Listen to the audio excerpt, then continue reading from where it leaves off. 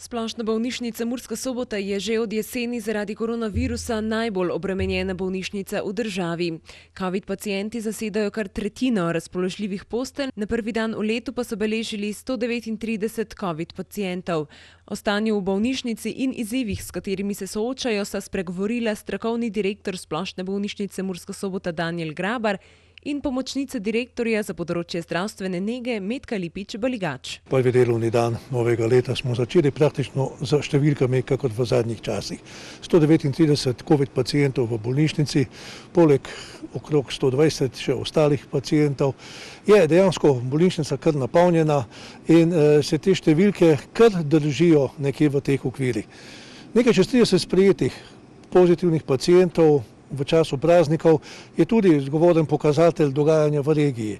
Na to, kar pravzaprav želimo upozoriti in izpostaviti dejansko to problematiko, da smo regija, kjer se ravno v tej krizi, v tej covid situaciji nekako posebej kaže problem socialno-ekonomske perspektive, tudi zdravstvene, tudi oskrbljenosti z dostopom do zdravstva in vsega tega. Morda tudi sociološki faktor, preprosto način življenja, druženja in vse to skupaj, ko zaokrožimo, kjer smo nenazadnje Pomurci le neka specifika tudi v naši Sloveniji, morda celo v Evropi, potem daje dovolj jasno sliko. Dejansko ugotavljamo na podlagi podatkov, da imamo največji delež vseh kapacitet namenjenih covid pacientov.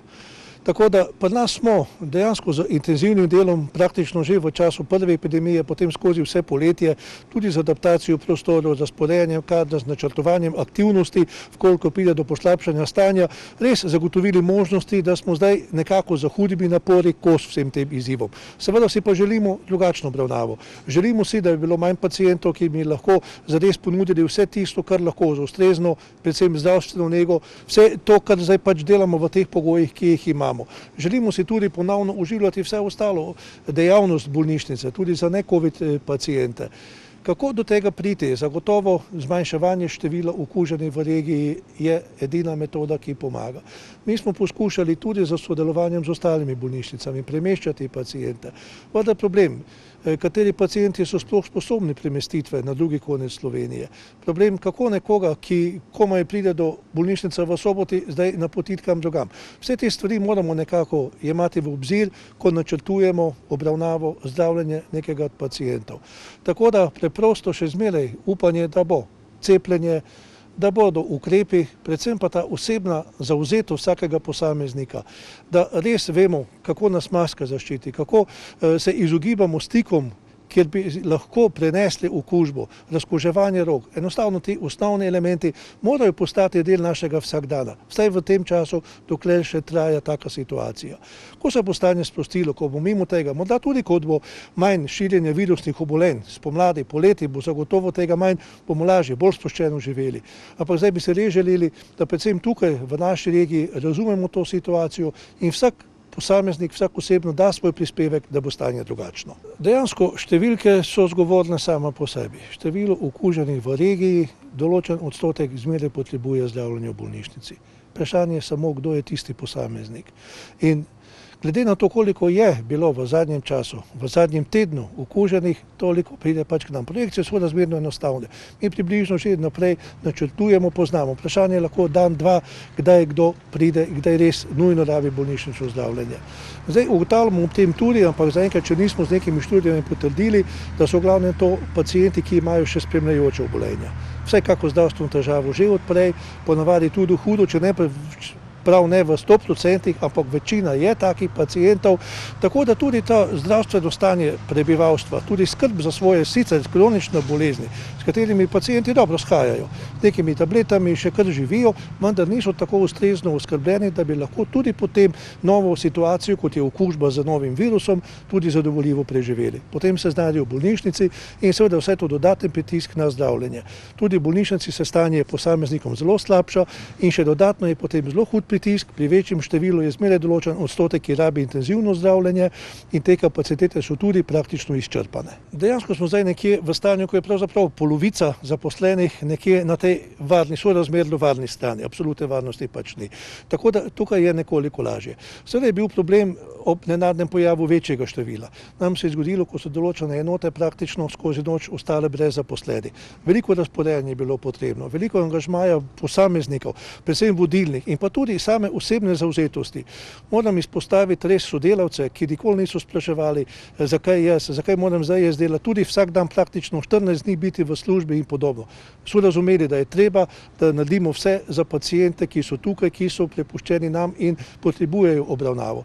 Tako da bom kar rekel, da za to osebno zavzetostjo vsakega posameznika in skupno naravnanostjo in odgovornostjo tudi do pacientov pri nas smo rekli, zmoremo, bomo to naredili in nam je do zdaj uspevalo. Situacija se zdaj z cepljenjem, z tem številom že prebolelih, dobro prebolelih, brez nekih hujših posledic popravljajo, ampak še zmeraj je hudo.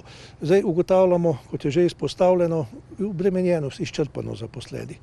Ljudje enostavno omagujejo, težko zmorejo vse te napore, potrebujejo tudi vmes počitek in bojimo se, kako bo naprej v nadaljevanju, koliko bo pritisk še naprej tak. V bolnišnici smo zdaj pa res že na robu zmogljivosti, namreč ta situacija z epidemijo v bolnišnici tako v regiji traja že predolgo, kadar je izčrpan, izgorel, na robu zmogljivosti, ne samo zaradi COVID situacije in COVID bolnikov, ki so izjemno težki in zahtevni, tako za zdravljenje strani medicine, zdravnikov, kot tudi strani oskrbe in zdravstvene nege medicinskih sester. Bolni so tudi drugi ljudje, ki niso pozitivni, ki niso COVID okuženi in to je en izjemen, bom rekla, izziv, da nekako omogočimo tistim, ki nimajo bolezni, zdravljenje, oskrbo, ki jo potrebujejo, na drugi strani pa potem vse te cone, rdeče cone, ki jih je v bolnišnici od samega začetka 7, to je velik zalogaj. Tako da vseeno bi rekla, da je ravno z cepljenjem, na katerega pozivamo, ker smo tudi cepilno mesto v naši bolnišnici, vse Pomurce, tudi vse zaposlene, nekako svetla točka oziroma luč na koncu tunela, ker je že veliko število zaposlenih v bolnišnici epidemijo oziroma okužbo prebolelo. Potem pa je tudi seveda že v teku cepljenje, ki se nam zdi najpomembnejše sredstvo oziroma orožje proti širjenju okužbe. Tako da imamo nekje okoli 300 zaposlenih, ki so prekuženi in pa zdaj že 200 tistih, ki so cepljeni. Tako da to je neka številka, ki upam, da bo zmogla vse to, kar je še pred nami v mesecu januarju, če bo zdaj sledilo še to povečanje števila okuženih. Mislim, da ravno o tem, kakšno je psihično stanje, duševno stanje, duševno obolenje, da o tem premalo govorimo, da ta socialni stik, ki ga več ni, se pravi neka bližina, ki je več nimamo, se pravi pomanjkanje teh socialnih stikov, da ravno to v ljudeh ustvarja ene določene duševne stiske, da potem tudi pacienti so občutljivejši, osebje, ki pristopa do njih, je izgorelo in da rodi potem to še vse skupaj večjo duševno stisko, tako da to je verjetno tisto, s čimer se bomo mogli soočiti tudi po koncu epidemije. Vse te bolečine, vse te neke stiske, vse to pomanjkanje nekih osebnih stikov. To bo verjetno potem izziv tudi po koncu epidemije.